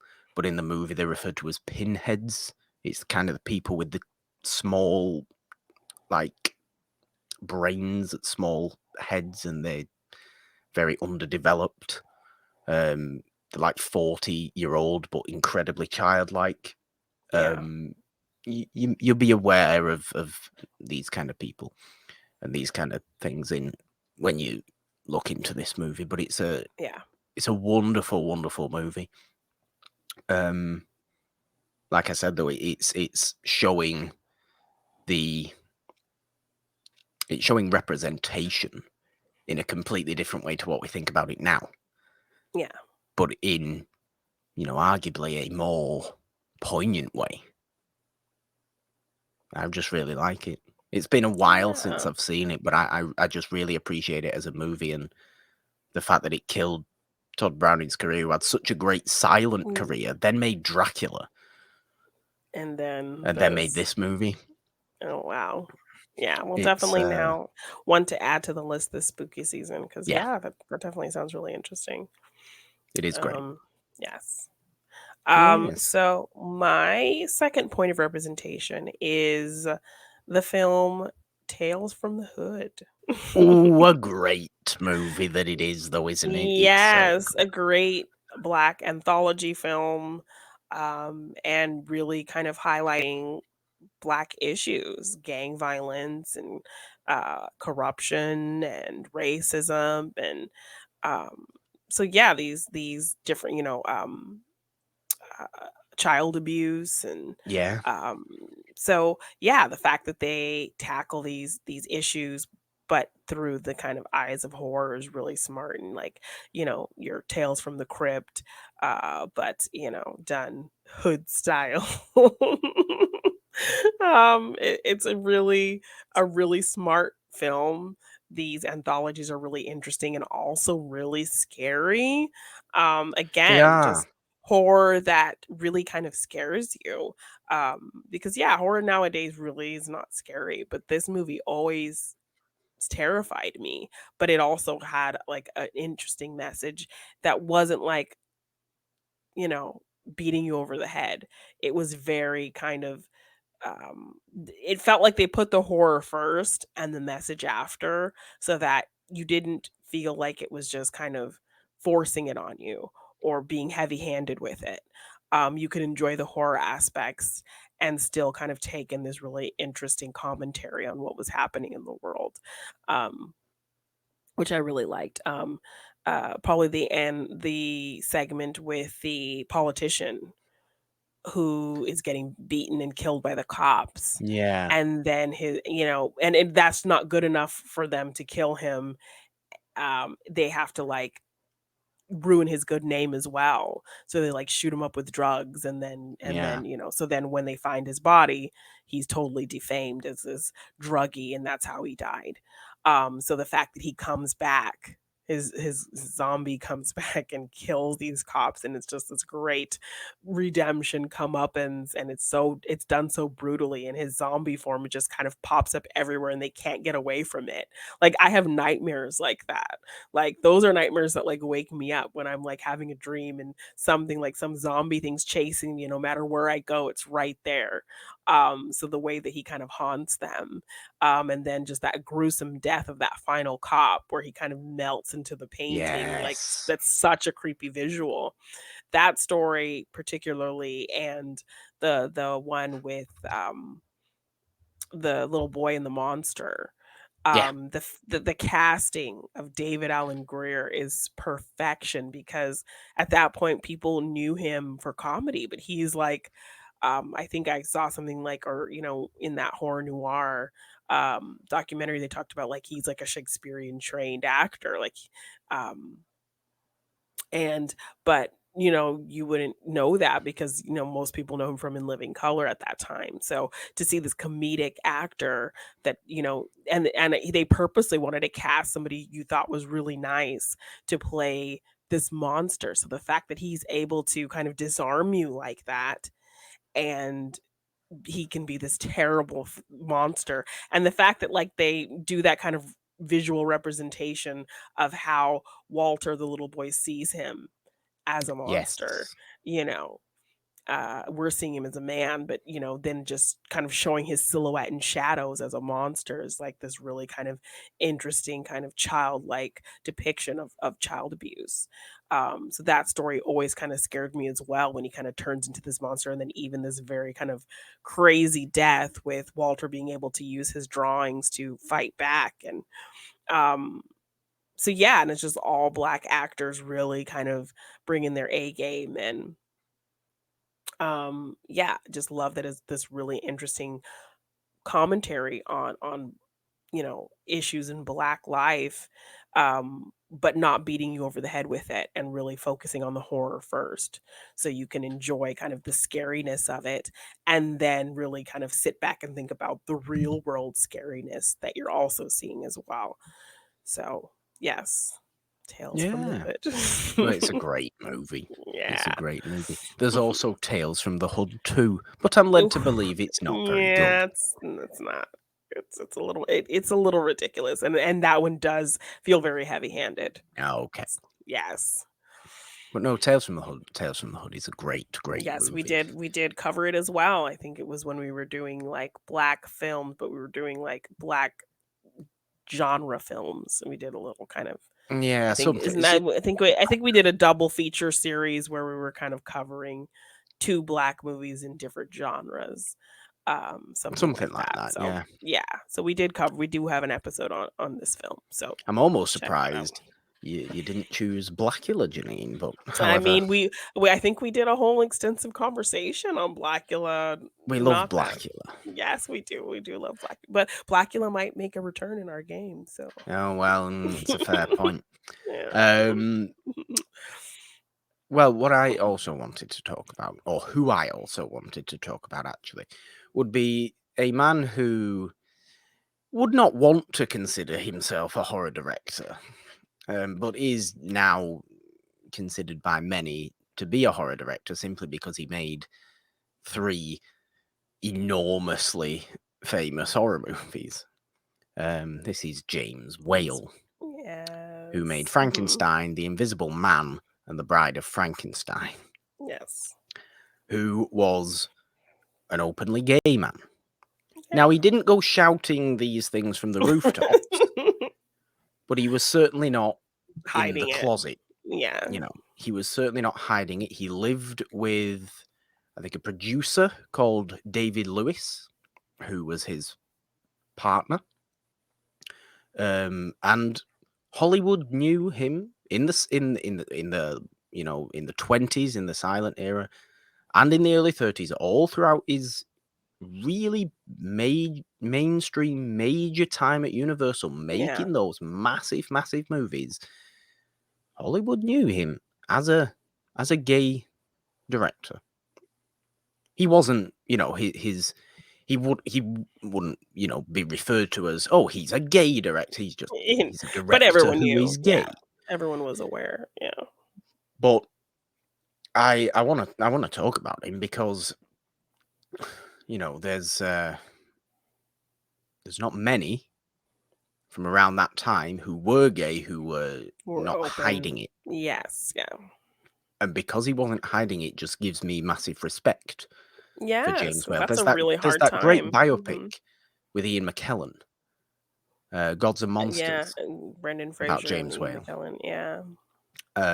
That's it's a great movie in itself, but I think the fact he made those 3 phenomenal movies. I mean, after that, he makes, Showboat and then kind of basically stops. And I think he basically stops because he's cut out. Similarly to, Todd Browning's cut out for daring to have sympathy for Yeah. sideshow performance. James Whale is eventually in the late 30s forced out Well, yeah, because by then you're getting into the coded you times, are, and that's you yeah, are, but he's that basically would not forced out for do. not Yeah. for having openly gay relationship again. Like I said, not that he's Shouting it out. shouting things from the rooftops, but when you realize that, you can go back and you can watch Bride of Frankenstein, and And Bride of you just Frankenstein's a see ridiculously campy movie. yeah. I mean, Ernest Thesiger, Dr. Pretorius in Bride of Frankenstein is ridiculously gay coded. Yeah. Like there is a lot of gay coding in, Those I think, movies. those three movies. And because there's a lot of sympathy in those 3 movies as well. And Yeah. you can maybe speak to the fact that there's some projection going on from James Whale in those in those movies to make the monsters sympathetic. Because even Invisible Man, I know the Invisible Man is kind of a terrible person, but you kind of love him. Yes, he's very kind of flamboyant as well, you He's know? very flamboyant, but the I think in the 30s you don't get your gay characters in the 30s, and don't get me wrong, there are gay characters in 30s movies. Every Edward Everett Horton character is a Yes. gay Totally character. gay Even if character. he's married to a woman, he's a gay Totally character. gay, yeah. But there is it's kind of it's the first stage almost, really, isn't it, of gay people in movies where they are sissies, sissified, you would call them. Yeah, not They are, manly. yeah, and that is Edward Everett Horton. That is also Ernest Thesiger in Bride of Frankenstein. Yeah. That is a little bit, not all the time, but you get some instances of Colin Clive, Henry Frankenstein, kind of being way more into hanging out with other men than his own wife and things like this. Yeah. There are things in there that you can read into. You don't have to read into them, but you can read But you into them. can, yeah. And I just wanted to bring James Whale up because Yes, no, that's he's a great. great director. Made some iconic films, and the fact that, like, he was able to be openly gay in the time that he was, for the time that he was able to have a career and kind of thrive in that time, You would consider him even for that brief amount of time. the first Yeah. great mainstream gay director. Yes, definitely worth a mention in terms of representation in horror. Great pick. And just because of the quality of movies that he did make in the horror genre Yeah. that have lasted so long and will continue to last. You can't ever forget about those movies. They're Yeah. too good. So yeah, all my respect to James Whale and all my sadness the fact that he was eventually cast out. Yeah. But That's sad. that's what happened at the time. You can't, Yeah. remove that from happening. Unfortunately, you can't. But yes, Representation matters. representation Yes, in does all matter. genres. Yes. I did want to briefly mention a movie that I actually own but haven't ever put on yet. It's a blaxploitation horror movie. It's not like Blackula. It's called JD's Revenge. I'm definitely Ooh. gonna watch it this season. Okay. It's from what I can remember from reading the back of it and from kind of looking into it. Because, like I said, I do own it. It's like a gangster gets killed, but like comes back as a ghost and haunts the people who kills him. What? But it's a blaxploitation movie, Okay. and a blaxploitation horror movie. It's called JD's Revenge, like I say. Okay. So Okay. I'm definitely going to watch that. Curious. I did Piqued just my want to briefly interest. mention that because Mention that. it might be another great Yeah. blaxploitation horror Because movie. Blackula, we really thought it was gonna be um some really kind of cheesy blaxploitation movie, but it was a real horror effort. Like, there was a Yeah. lot put into that. I You mean, you know, can go to do other things, that came slightly after Blackula. You have Blackenstein, which I don't think is as well revered. No. No, There's a definitely not. Dr. Jekyll, or is it like what is it now? What's it called? It's called something like what's it called? The Dr. Jekyll one, the blaxploitation Yeah, Dr. I don't Jekyll one. remember, and I just Because watched Horror Noir, when they were I'm talking about almost it. certain it's called like Dr. Black or something ridiculously obvious like Yeah. that. Yeah. But there's also an Exorcist blaxploitation movie called Abby that I've Yes. wanted to see for ages but Yes. can't seem to find anywhere. Yes. That I'm kind of interested in. Yeah, there are a lot of, yeah, watch horror if you are looking for some good black horror films that maybe you've never heard of. Yes. Watch Horror Noir documentary, and they have a lot of good suggestions. And So like we mentioned before, Candyman is just the peak of it all great, in yeah. terms of that particular bit of representation in horror. I Yeah. don't think Candyman is beaten. No. As a quality of movie, I don't think it is beaten. Night of the Living Dead, maybe. Yes, okay. Yeah. But Candyman is more. I suppose it's more obvious because that's actually what the movie's about. Yes, and you're getting a black horror kind of killer icon. You know, A you have your true icon. Freddy, you have your Jason, and you have your Candyman, you know. Yeah. So And look, the Legacy sequel was great as well. I yeah. really like, Mhm. the Nia DaCosta's Candyman, not Jordan Peele's Candyman. As great as Jordan Peele is, and again, look at Jordan Peele for all he's done Yeah. recently for for black horror movies. But Candyman is not Jordan Peele's movie. Candyman is Nia Nia DaCosta's DaCosta's. movie. Yes. We Which have to reminds remember me, that. which reminds me of the Marvels is also mentioned at D23, and it looks great. Oh well, we're very excited for that. Yes, Yes. representation in Mm, horror. yeah. Learn about different types of horror. You don't just have to watch the same ones every year. Open your Yeah. mind. Watch these Just different new things. things. Yeah. Jeannine will go and watch Freaks now. Yes, I will. I hope. Definitely. I hope you will. I will. I will for sure.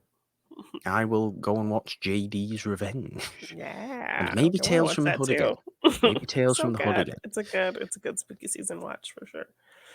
Yes.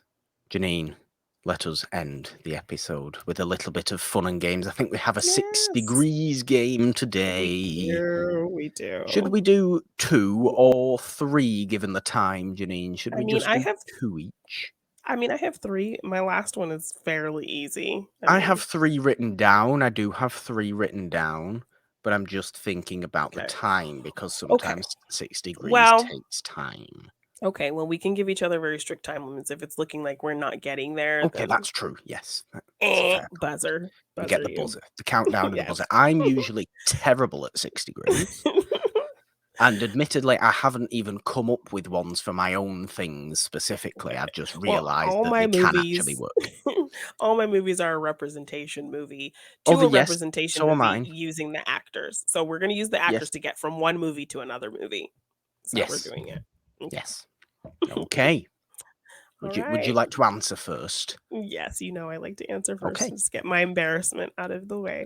Jeannine, I would like you to go from Scream, Blackula Scream to Candyman. Oh, okay. Um, Scream Blackula Scream has William Marshall, who was in it with Pam Grier, who was in um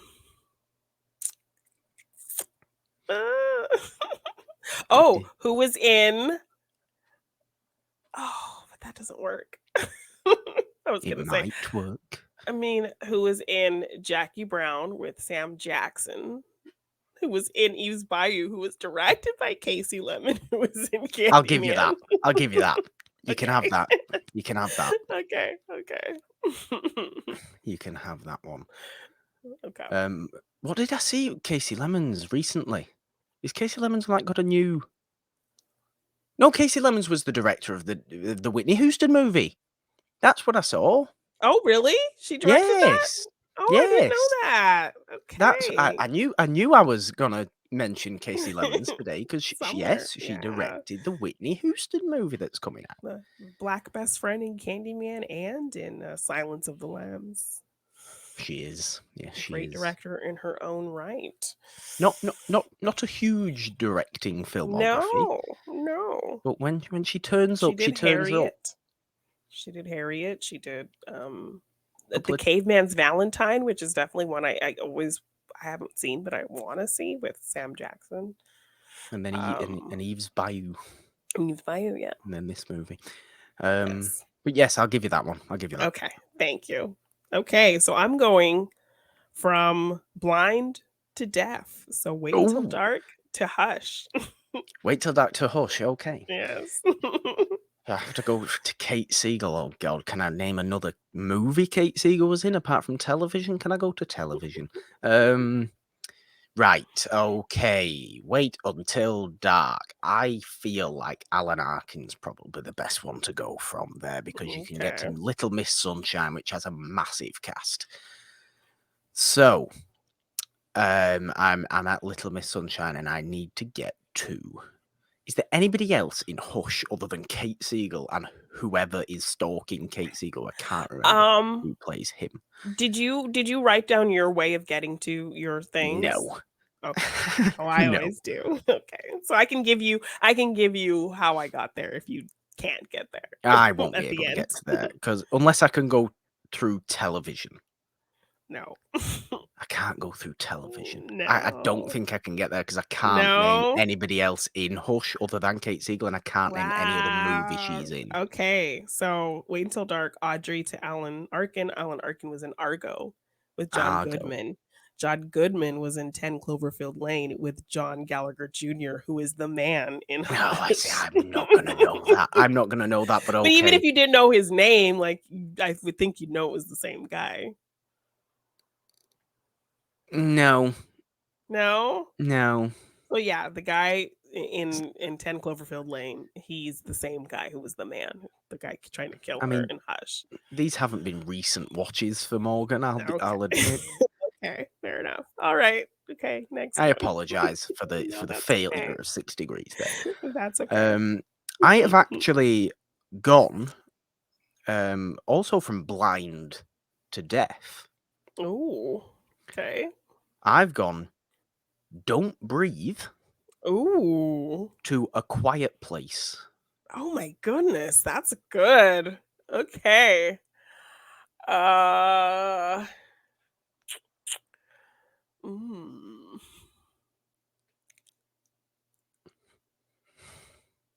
So it's Don't Breathe to A Quiet A Quiet Place, Place? Oh.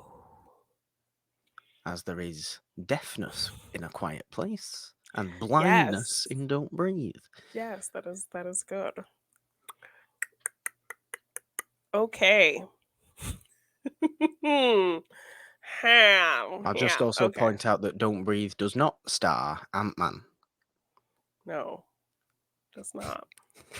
His name is Scott not Lang, Scott Stephen Lang. Lang. No, well, he likes to be called Slang, so What? yes, Stephen Lang Slang. Yes, people call him Slang. No. Okay, so Don't Breathe has Jane Levy, who was in Evil Dead with Bruce Campbell, No. Okay, sure. who was in Spider-Man, any Oh, what? Spider-Mans with Tobey Maguire, who was in No Way Home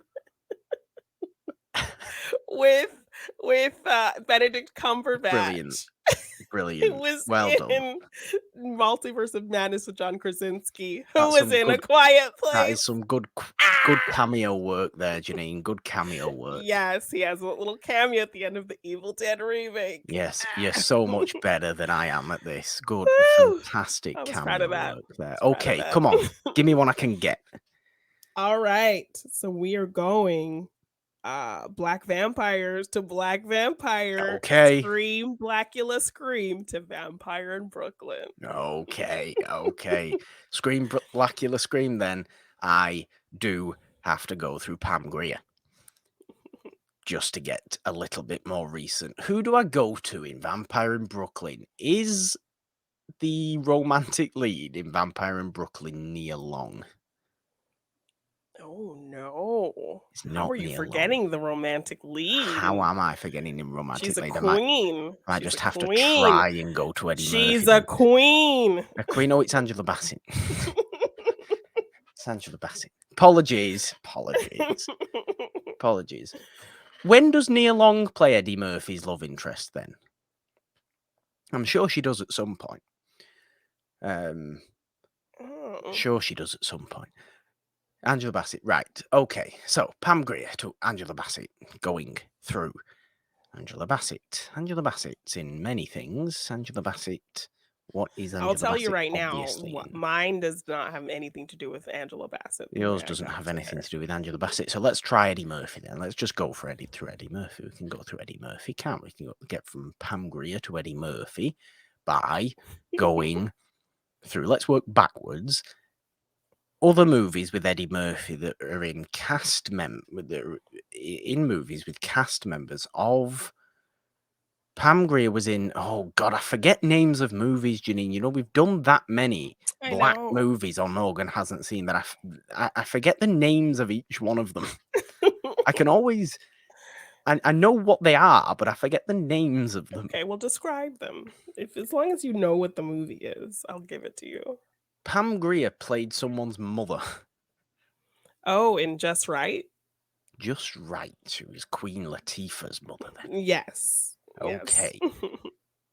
Oh, Queen Latifah and Eddie Murphy have to have worked together at some sort of really loud comedy movie. I don't What are know you what trying to that would say? be. I'm saying they're both very loud people. I don't know what that would be. I'm going about this all sorts of wrong ways, aren't I think? Yes. Can you give me one hint? I'm not very Okay. good at this. I went through Jackie Brown. You went through Jackie Brown. Yes. Jackie Brown. Who is Jackie Brown? Jackie Brown. Who's in Jackie Brown? Jackie Brown. De Niro. Jackson. Robert Forster. Michael Keaton. Michael Keaton? No, can't go through Michael Keaton. Who else is in Jackie Brown? That's it. No. Is it... Which Arquette's in Jackie Brown? It's not an Arquette, is it? That's Rosanna Arquette's in Pulp Fiction. What am I talking about? Who plays the young girl in Jackie Brown? Fonda. Bridget Fonda. Yes. No, I'm not going through Bridget Fonda then. Okay. Oh, dear. All right. Countdown. 10. No, I'm 9, useless. I'm 8, useless. I'm sorry. I'm 7. making a fool of myself. Okay. William Marshall in Scream Blackula Scream with Pam Grier, who was in Jackie Brown with Chris Tucker, who was in Friday with John Witherspoon, who was in Vampire in Chris Brooklyn. Tucker. As though I'm going to remember that Chris Tucker's The in guy Jackie in the Brown. trunk who gets killed immediately by Sam Jackson. Wow. And I also admittedly had forgot that John Witherspoon was in Vampire in Brooklyn. Yes, I believe he was what's his face's dad. Yeah. The guy who's like his familiar. Yeah. Yeah. Oh dear, you have to go through obvious people for me, Jeannine. Very, very painfully obvious people. Okay. Right, anyway. Your third one. I've gone from, well, let's say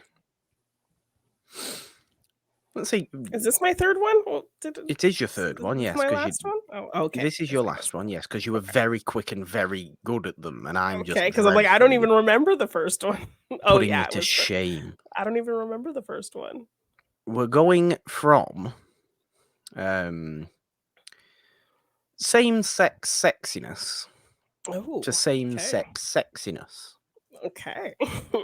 We're going from The Hunger from 1983 to Jennifer's Body. Oh. Okay. Susan Sarandon's in The Hunger, right? Susan Sarandon is in The Hunger. Okay, David Bowie to Susan Sarandon. Susan Sarandon was in Hammer.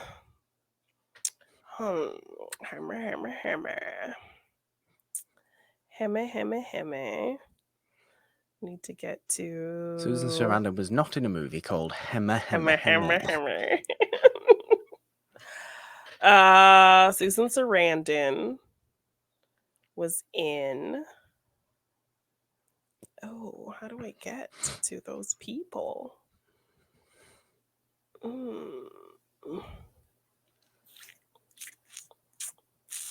Susan Sarandon was in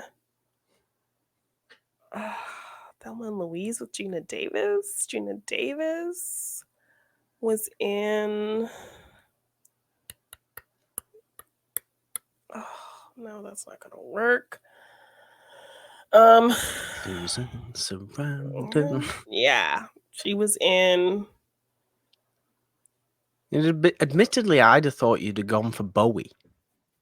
I know, but like, I can't think of what other movies he's been in. Yes, you can. Oh, okay, sure. Bowie in the Labyrinth with Jennifer Connelly. Jennifer Connelly was in um Jennifer Connelly was in um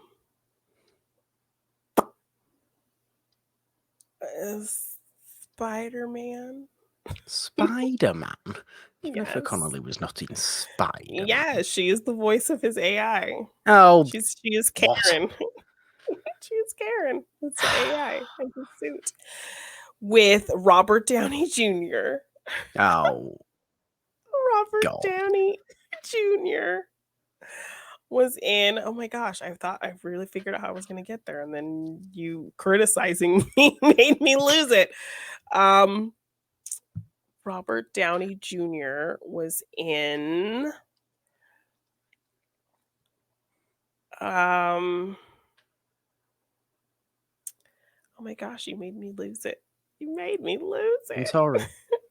Damn it. Um Oh, no, no, no, RDJ. no, no, no, no, no, no, no, no, no, no. Okay. Jennifer Connelly was in Hulk with Eric Bana. Yes. Eric Bana was in Funny People with Leslie Mann, and Leslie Mann was in This Is 40 with Megan Fox, who was in Jennifer's Body. There you go. There you go. Well done. Well done. Well done, Jeannine. Okay, your Oh final dear, one. please, please, can it be something I can actually get? Epic Final Girl to Epic Final Girl. Okay. And Scream 2, also the Scream movie with the most Black representation. Right, so can it just be Scream? and sequels, Epic Final Girl sequels. Scream 2 to Aliens. Scream 2 to Aliens. Yes. This is the quickest one. This is literally like 2 steps. Oh, literally 2 steps. I've forgotten who's in Aliens apart from Sigourney Weaver and Bill Paxton. Who else is in Aliens? Really? Who else is in Aliens? Are you serious? Who else is in Alien? No, that's Alien. I don't watch Aliens. I watch Alien. Well, I'm doing I could Epic tell Final you the Girl entire sequel. damn cast of Epic Final Alien. Girl sequel, and I picked Scream 2 because it has the most Black representation. It does, but who am I to use? The same ass people that are in every Scream movie. Nev Campbell, Yes. It's really easy. Super easy. David Arquette, Courtney Cox, rest of them.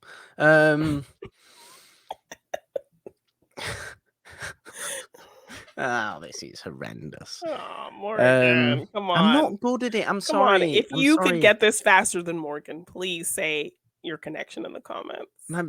Please do. Mate, I'm because this is super easy. My intelligence is going down the toilet. We should have waited to do something like this deeper into spooky season when you've watched some things. Well, exactly. I don't know things. I don't even know who I'm supposed to be getting to from Aliens. Can you tell me who I'm supposed to be getting to? No, because that's where it ends. Well, that's where it ends. Who's in Aliens and Scream? There's somebody. I don't watch Aliens. I've seen it once years. Okay, is this you giving up? Yes. Who is it? Who's in it? Nev Campbell was in Scream 2 with either Courtney Cox or David Arquette. Right. Who was in Scream 3 with Lance Henriksen, who was in Aliens. He was Bishop.